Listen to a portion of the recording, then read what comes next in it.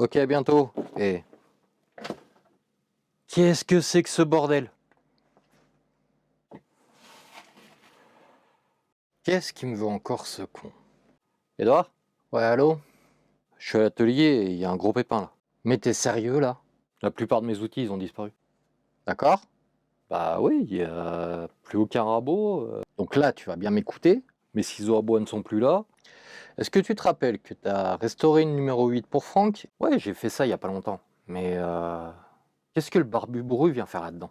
Attends, j'ai un double appel. Ah, justement, en parlant de lui. Salut Franck. Je t'ai déjà dit de pas m'appeler comme ça. Ouais, je sais, désolé. Ça, tu l'as mérité, hein. Il t'a déjà dit qu'il aimait pas que tu l'appelles Franck. À plus Franck. Mais t'es vraiment un abruti, hein. Je kiffe ce mec. Bon, même si c'est un vieux barbu bourreux. Bon, sinon, Edouard, je vois vraiment pas le rapport. Va au garage. Je te dis que mes outils ont disparu, et toi, tu veux que je vienne bosser au garage. Tu commences vraiment à me gonfler. Tu bouges tes fesses, tu vas au garage. Peut-être qu'une fois là-bas, tu comprendras et grouille-toi. Ouais, ok, à tout à l'heure. Ouais, Edouard.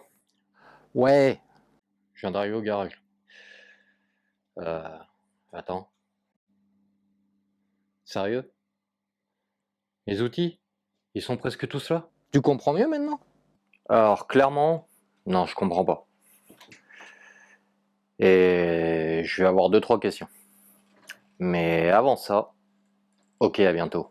Et salut tout le monde. Je suis Basile Paul. Et aujourd'hui, on va répondre à la question, c'est quoi ce nouvel atelier?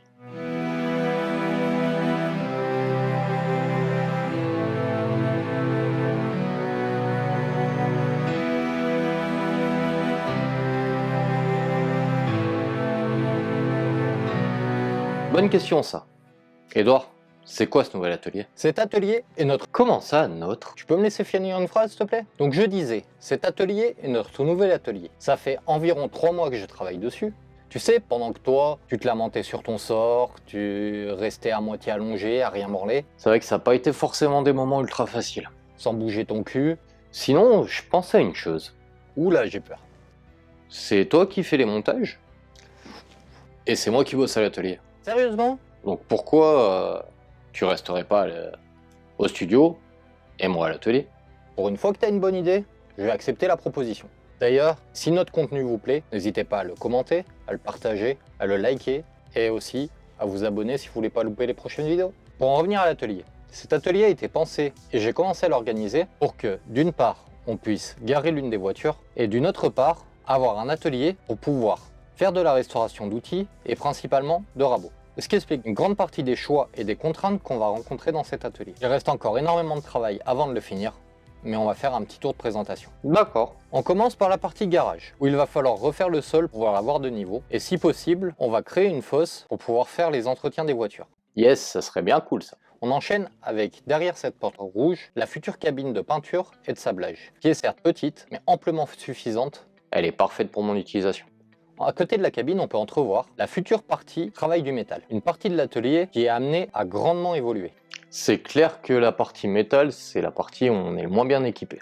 Juste après, on va retrouver la scie à chantourner, le tour à bois et une perceuse à colonne, qui sera l'espace pour fabriquer les manches et les boutons pour les rabots. Suivi par la partie restauration, en commençant par la table d'équerrage, qui va nous servir à remettre les joues des rabots d'équerre, ainsi que le marbre, qui va nous servir principalement à rectifier les planches des rabots et les chariots. Juste derrière le marbre, on trouve l'établi de restauration, avec le tour à métaux, une deuxième perceuse à colonne, et enfin à côté, le coin pour l'affûtage. Et c'est vrai que la partie restauration, elle est vraiment top. Et dire qu'il a déjà testé cet atelier et qu'il s'était même pas aperçu que j'avais déjà transféré les outils. Ensuite, on passe sur l'établi principal qui va séparer la partie restauration de la partie travail du bois.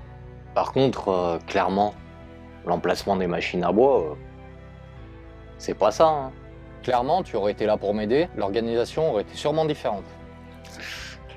Il y a des fois, je crois que je ferais mieux de me taire quand même. Ça, je te le fais pas dire. Alors l'agencement des machines, on y reviendra sûrement dans une prochaine vidéo. Une des choses à savoir, c'est que cet atelier a été en grande partie fait avec de la récupération. De ce fait, il a fallu réfléchir où est-ce qu'on allait mettre les éléments fixes et les éléments amovibles. Par exemple, le marbre qui pèse 80 kg, il est logique de le laisser fixe. Au contraire des rangements de la collection de rabots, car la collection risque de changer avec le temps, suivant les envies et les pièces qui vont arriver. C'est pas bête, hein. Dans cet esprit, les machines à bois ont quasiment toutes été mises sur roulette car une partie d'entre elles vont être changées et que les autres trouveront leur place définitive une fois que le sol du garage sera fini. Yes, et en plus, ça serait bien cool de faire quelques vidéos sur la suite des travaux. Clairement, ça on verra. Là, ce qui serait déjà bien, c'est que tu te réveilles un peu et que tu fasses la restauration de tout ce qu'il y a derrière toi. Ouais, c'est pas faux. Par contre, j'ai une question. Je vois que très peu d'électroportatifs, tu les as mis où toutes nos machines? Le reste de l'électroportatif, il est sous tes pieds. Pardon?